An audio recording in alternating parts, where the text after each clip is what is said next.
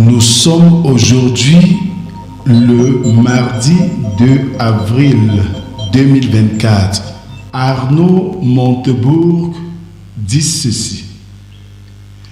Être élu, c'est un mandat, pas un métier. Être élu, c'est un mandat, pas un métier.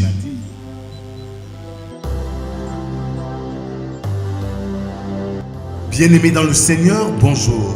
Nous sommes réunis ce matin, comme chaque lundi à vendredi, dans le cadre de la méditation quotidienne.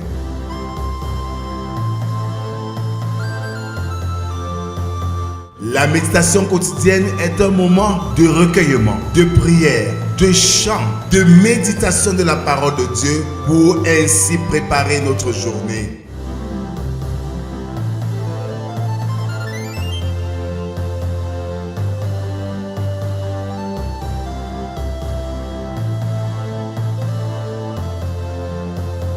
Pour vous servir, le pasteur Rodrigue Cache de l'Église évangélique du Cameroun. Je nous invite à ouvrir nos cantiques sur les aides de la foi, numéro 370, intitulé « À de nouveaux combats ». À de nouveaux combats, Jésus, tu nous appelles et nous voici fidèles, prêts à suivre tes pas. Conduis-nous au combat, nous sommes tes soldats. Arme nos bras, arme nos cœurs, et nous serons plus que vainqueurs, et nous serons plus que vainqueurs. Arme nos bras, arme nos cœurs. Bien-aimés, je nous invite à adorer notre Dieu avec le psaume du jour, le numéro 107 dont je vous donne la teneur. Louez l'Éternel car il est bon, car sa miséricorde durera toujours. Qu'ainsi disent les rachetés de l'Éternel, ceux qu'il a délivrés de la main de l'ennemi, et qu'il a rassemblés de tous les pays de l'Orient et de l'Occident, du Nord et de la mer. Il errait dans le désert, il marchait dans la solitude, sans trouver une ville où il puisse habiter. Il souffrait de faim et de la soif, leur âme était languissante. Dans leur détresse, ils crièrent à l'Éternel, et il les délivra de leurs angoisses. Il les conduisit par le droit chemin pour qu'ils arrivassent dans une ville habitable. Amen. Merci Seigneur pour ce réveil matinal. Merci Seigneur pour ce jour nouveau. Merci Seigneur parce que dans ta grâce, tu nous donnes le privilège d'être à ta présence. Voici venu pour nous le moment de méditer ta parole. Sois avec nous, parle, nous t'écoutons. Amen. Nous méditons ce matin dans le livre de 1 Pierre, chapitre 1, versets 1 à 12. Là, il est écrit « Pierre, apôtre de Jésus-Christ, à ceux qui sont étrangers et dispersés dans le Pont, la Galatie, la Cappadoce, l'Asie et la Bithynie, et qui sont élus selon la préscience de Dieu le Père, par la sanctification de l'Esprit, afin qu'ils deviennent obéissants et qu'ils participent à l'aspersion du sang de Jésus-Christ.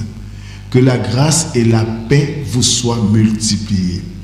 Béni soit Dieu le Père de notre Seigneur Jésus-Christ, qui selon sa grande miséricorde nous a régénérés pour une espérance vivante par la résurrection de Jésus-Christ d'entre les morts, pour un héritage qui ne se peut ni corrompre, ni souiller, ni flétrir, lequel vous est réservé dans les cieux. À vous qui par la puissance de Dieu êtes gardés par la foi pour le salut prêt à être révélé dans les derniers temps. C'est là ce qui fait votre joie.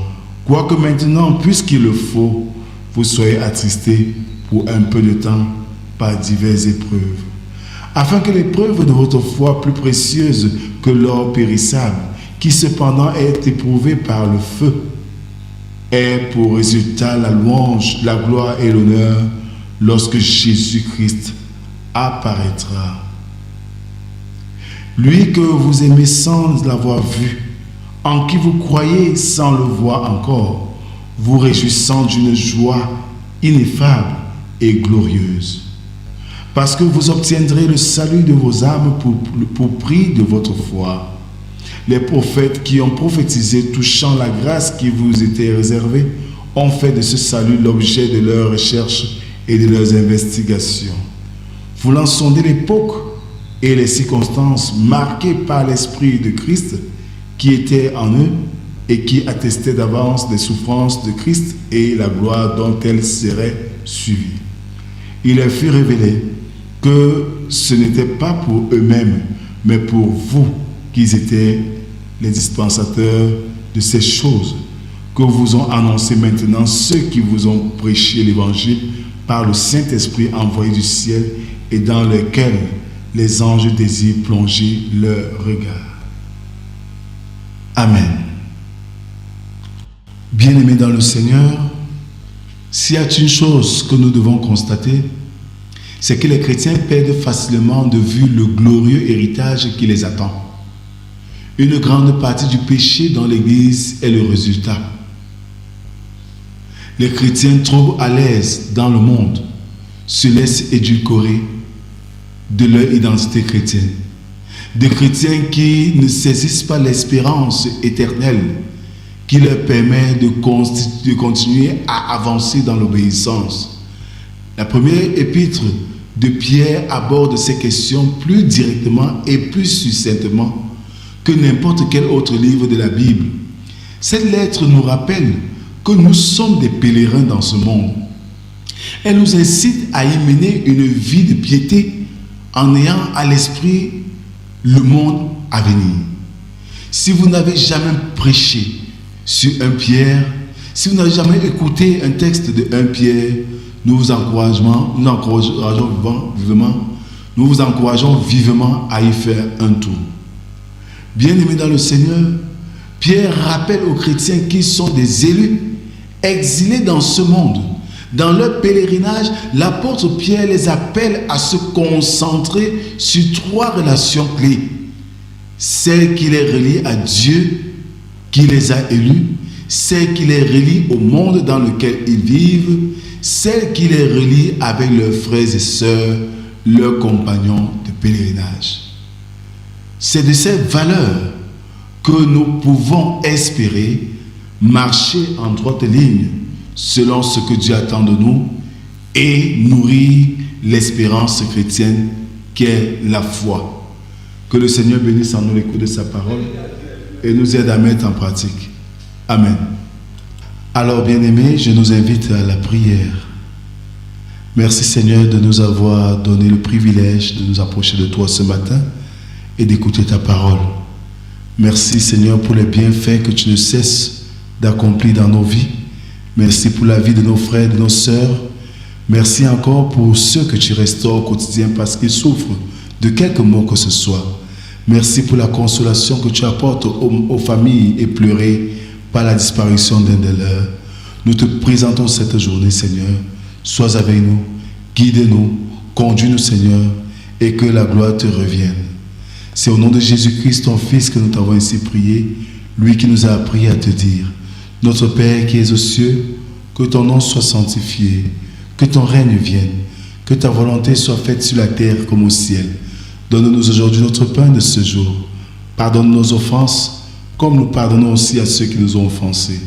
Ne nous soumets pas en tentation, mais délivre-nous du mal, car c'est à toi qu'appartiennent le règne, la puissance et la gloire pour les siècles et les siècles. Amen. Que dire au terme, Seigneur bien-aimé, de cette méditation?